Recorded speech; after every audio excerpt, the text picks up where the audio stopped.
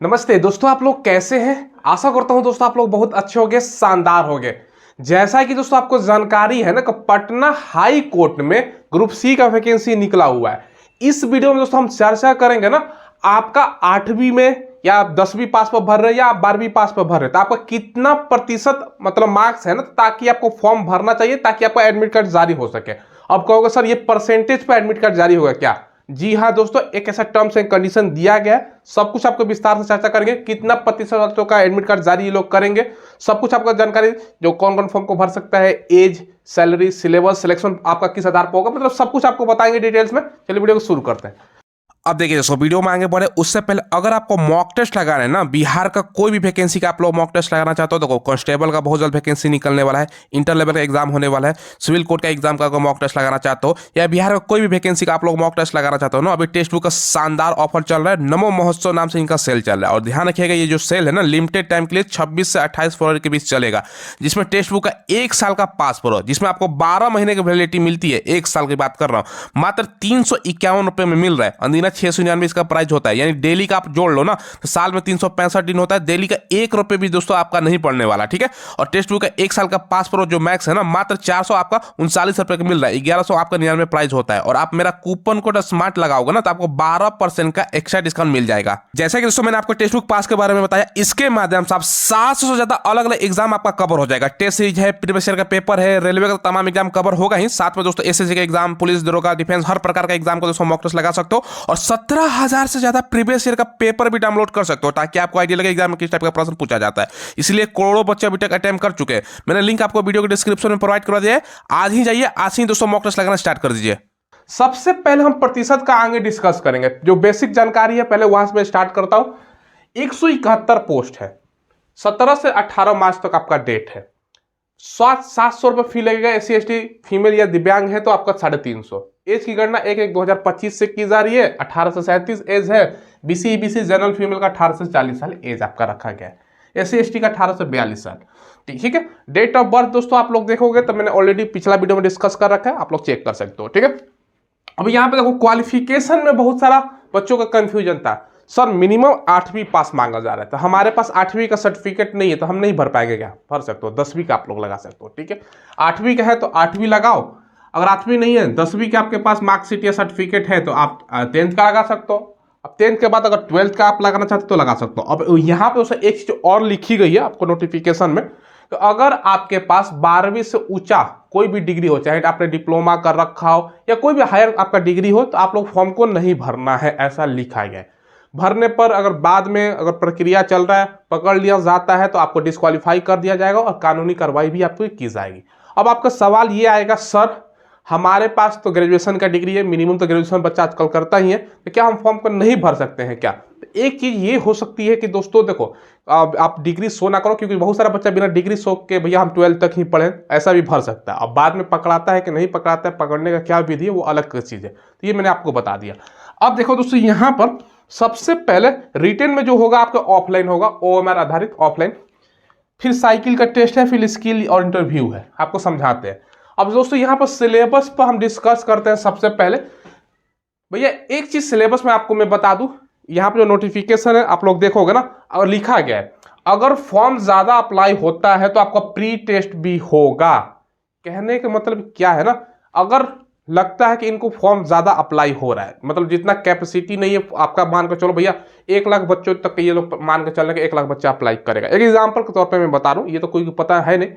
1 लाख से ज्यादा बच्चा अप्लाई कर दिया, उनको भैया एग्जाम लेने में बहुत सुविधा होगी। एग्जाम कैसे लेंगे ये लोग, भैया इतना कैपेसिटी होगा नहीं, तो एग्जाम लेने के लिए दोस्तों माथा पेची जो बिहार वाला देखो सिविल कोर्ट में जो हाल हुआ है, ज्यादा बच्चा अप्लाई कर दे इसके कारण, तो ये लोग क्या करेंगे ना दोस्तों, तो एक सीमित बच्चों का ही एडमिट कार्ड ये लोग जारी करेंगे, ऐसा नोटिफिकेशन में लिखा हुआ है दोस्तों, ठीक है। और ज्यादा फॉर्म भरने पर आपका प्री टेस्ट भी आपका लिया जाएगा, तो ये ऐसा लिखा है, इसलिए मैं बता रहा हूँ भैया। अब भैया जो एक सीमित बच्चों का एडमिट कार्ड ये लोग जारी करेंगे तो जाहिर सी बात है किस आधार पर करेंगे, प्रतिशत के आधार पर। अगर 8वीं पर आप भर रहे हो या 10वीं पर या 12वीं पर, 1% के आधार पर टोटल बच्चों को ये लोग बुलाएंगे। नोटिफिकेशन में ऐसा लिखा गया है ना, अगर फॉर्म ज्यादा अप्लाई होता है तो आपका प्री टेस्ट होगा। उसका सिलेबस भी ये लोग बताए, 100 क्वेश्चन, 2 घंटे का समय रहेगा, पास करने के लिए 40 लाना होगा। ये जनरल क्वेश्चन आपका दिया गया 8वीं स्तर का। अब जनरल क्वेश्चन में क्या आ जाएगा, हो सकता है दोस्तों हिंदी हो जाए, जीके आ जाए, पूछ दे, ये जनरल क्वेश्चन कुछ भी पूछ सकते हैं।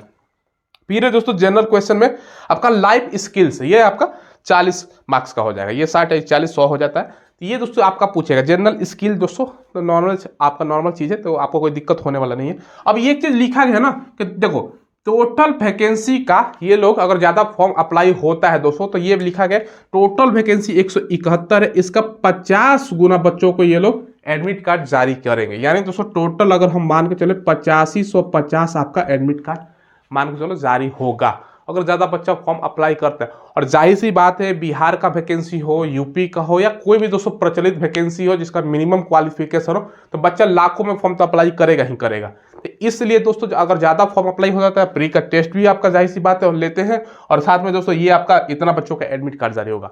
जब इतना बच्चों का एडमिट कार्ड जारी होगा तो किस आधार पर भरने वाले, मान ले 2 लाख भर दिए, 3 लाख, जाहिर सी बात है 2-3 लाख तो बच्चा भरेगा ही भरेगा। इतना का एडमिट कार्ड जारी मान के चलो ये करते हैं, प्रतिशत का आधार पर करेंगे। अब आपके मन में सवाल है सर हमारा 55% है, 50% है, हम ओनली पास है, 60% है, 70%, तो हमारा एडमिट कार्ड आएगा कि नहीं आएगा।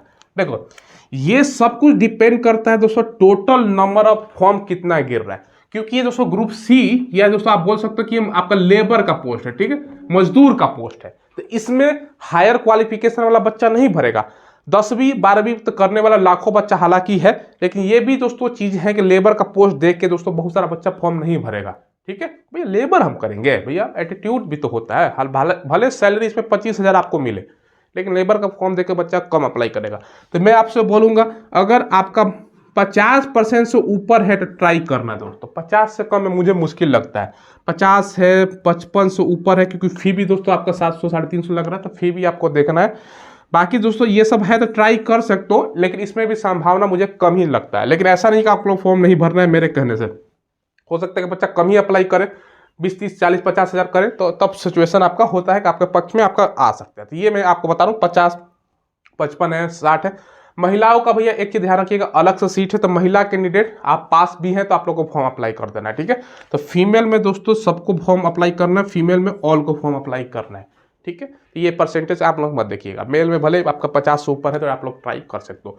ये मैंने आपको समझाया। और उससे एक चीज़ ये भी लिखा गया है ना, ये जो आपका सेकेंड स्टेज होगा, ये तो मैं प्री के लिए, ये अभी फाइनल नहीं है, अगर ज़्यादा फॉर्म भरता है तब ये एग्जाम होगा। बाकी ये एग्जाम तो आपका होना ही है। इसमें आपको बता दूं 50 मार्क्स का 2 घंटे का समय है, जिसमें पास करने के लिए आपको 20 नंबर लाना है, 40% जिसको बोला जाता है। मैंने जीके जीए से दोस्तों आपका 20 मार्क्स हो गया, मैथ से आपका 10 मार्क्स का, हिंदी से 10 मार्क्स का, इंग्लिश से 10 मार्क्स का, 20 30 40 50 मार्क्स हो गया 2 घंटे का समय। इसमें पास करने के लिए 40% लाना है, 50 का 40% 20 होता है ना। स्किल टेस्ट 30 नंबर का है आपका, जिसको पास करने के लिए 40% यानी 12 नंबर, और दोस्तों आपका इंटरव्यू जो है 20 मार्क्स का, जिसको पास करने के लिए 30% यानी 6 नंबर लाना है। बात को समझे कि नहीं समझे। अब आपके मन में सवाल आएगा सर इस एग्जाम में, इस वैकेंसी में सैलरी कितना मिलेगा भैया। तो सैलरी जो है आपका 25,000 अप्रॉक्स में मिलेगा। स्टार्टिंग सैलरी 14,000 से लेकर दोस्तों आपका 40,000 के बीच में लिखा गया, लेकिन 25,000 आपको मिलेगा। अब आपके मन में सवाल आएगा सर करवाएगा क्या, काम क्या करवाएंगे, क्योंकि ये वैकेंसी जो है दोस्तों देखो पटना हाई कोर्ट में ग्रुप सी मजदूर का हाई कोर्ट का वैकेंसी है। ऐसा नहीं है मजदूर का काम है तो आपका भैया ईंटा ढोवाई, गिट्टी बालू ये ढोने का काम दे दे। साइकिल का टेस्ट इसलिए बोल रहा है ना, हो सकता है कि भैया लिफाफा हो, कोई मान के चलो लेटर हो दोस्तों, इस दफ्तर से उस दफ्तर में भेजना हो, साइकिल के माध्यम से आपको भिजवाएगा। बहुत सारा काम होता है दोस्तों, ऐसा नहीं है कि दिन भर मजदूरी करवाए, ईंट गिट्टी बालू वाला काम करवाए, ऐसा कुछ आपका मत सोच लीजिएगा। लेकिन आपका अच्छा काम है, इसको फॉर्म को आपको जरूर भरना है, ठीक है। ये मैंने आपको बताया। अब नोटिफिकेशन में दोस्तों जो मैं आपको जानकारी दे रहा हूँ, सब कुछ नोटिफिकेशन में भी लिखा हुआ है, उसको थोड़ा सा मैं आपको डिटेल्स में दिखाता हूँ। ये मैं आपको नोटिफिकेशन दिखा रहा हूँ, यहाँ पर आप लोग देख सकते हो ये डेट है आपका। बाकी यहाँ पर कैटेगरी वाइज अगर आपको वैकेंसी देखना है, यहाँ पर आप लोग देख सकते हो आपका कैटेगरी वाइज वैकेंसी लिखा गया है।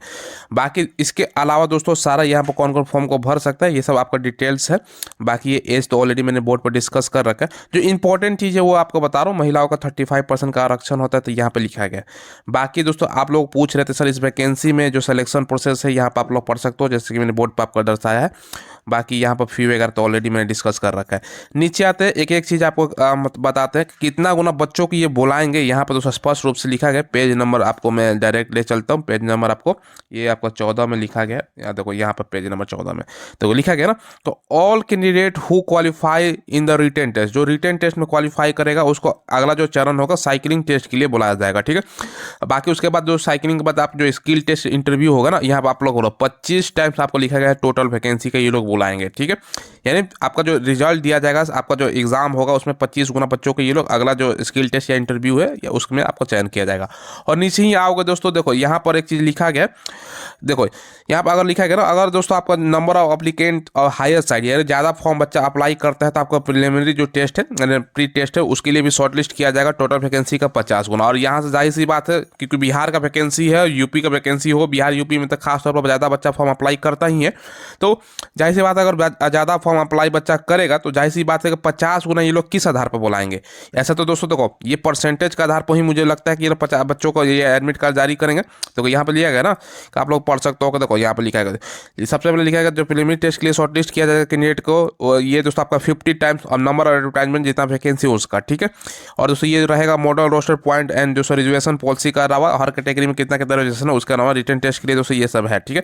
बाकी दोस्तों ये आपका मार्क्स, यहाँ पर कैंडिडेट का जो ऑब्टेन मार्क्स है ना इक्वल अगर रहता है तो ये दोस्तों आपका शॉर्टलिस्ट किया जाएगा, जिस कैटेगरी वाइज आपको किया जाएगा। बाकी जिसका ज़्यादा एज होता है वो सब मतलब आपका परसेंटेज के अनुसार आपको ये लोग बुलाएंगे।